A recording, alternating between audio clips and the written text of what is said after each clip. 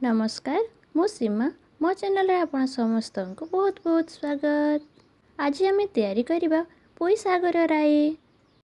यह को आपण मैंने पखाड़ भात सहित किंबा गरम भात सहित मध्य खाई पारिबे। तो वीडियोटी पसंद आसिले वीडियोटी गोटे लाइक करेंगे, शेयर करेंगे और सब्सक्राइब करि नथिले आपण मध्य सब्सक्राइब करी पाखरे थिबा बेल आइकन टी को प्रेस करदेवे। यह द्वारा मो नुआ नुआ वीडियो रे नोटिफिकेशन आपण माने पाई पारिबे। आउ इंस्टाग्राम रे देखुथिले फॉलो तो निश्चिंत करेंगे। तेबे चलंतु स्टार्ट करबा आजिर रेसिपी। तो पोई राई तैयारी करबा पई मु किछि फ्रेश और कंची कंची पोई को नै छी। एबे हमें एगुडी को छोट छोट करिकि काटी नबा। तो देखंतु मु एगुडी को छोट छोट करिकि काटी नै छी। एबे एथिरे आवश्यक अनुसार पानी को दे भल्ला भाबरे चकटिकी सफा करि नेबा।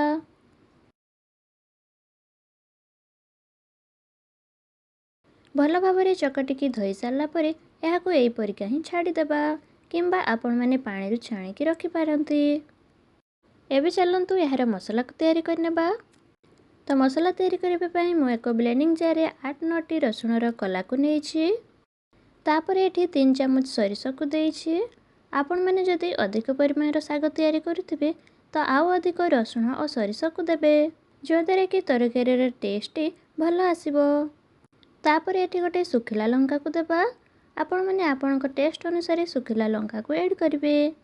तापर एथिरे अल्प पानी को दे तार कोई स्मूथ पेस्ट तैयारी करनेबा। देखंतु एई परिका पेस्ट तो हमरे एबे रेडी होई गला। एबे चलंतु पैसा को तैयारी करबा। तो पैसा को तैयारी करबा पई मु कढ़ी को मीडियम फ्लेम रे गरम करी किछि सरिष तेल को देइछि। सरिष तेल रे साग प्रस्तुत कले तार टेस्ट और बास्ना बहुत बढ़िया आसता है। तेल हल्का गरम हो गले से 5-6 छेचा रसुण को देबा। गोटे किंबा 2टा सुखिला लंका को देबा।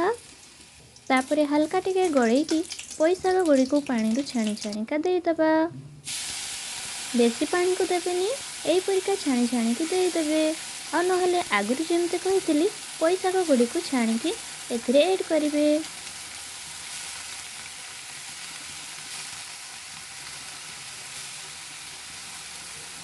सबु शाग गुड़िक दे सारा पर एथिरे स्वाद अनुसार लुण को देबा। तापरे भल भावरे गळेकी किछि समय कवर करिनेबा। बेसी समय कवर करिवेनी, नहले शाग गुड़िक धड़ा हो जिबा संगे संगे टेस्ट भी फिका आसी थाए। किछि समय पर यार घडणी को काढ़िकी भल भावरे गळेई नबा। आउ एई परिका ही बिना कवर करिकी मीडियम फ्लेम रे सिझिबा पई छाड़ी देबा। भल भावरे गळेई सारा पर सरिष और रसुणर पेस्ट को देदेबा। तापरे पुणी थरे मसला सहित साग को मिक्स करिनेबा। जदि आपणकर भी साग गुड़िक पानी बाहर थाए तो किछि करिबार नाही किंबा फोपाड़िबेनी। पानीटी फोपाड़ी देबा द्वारा तार सबु विटामिन गुड़िक चली जाई थाए। तो एई परिका ही मीडियम टू हाई फ्लेम रे फुटिबा पई छाड़ी देबा। किछि समय पर देखंतु एहा फुटी फुटिकी अधा हो गलानी।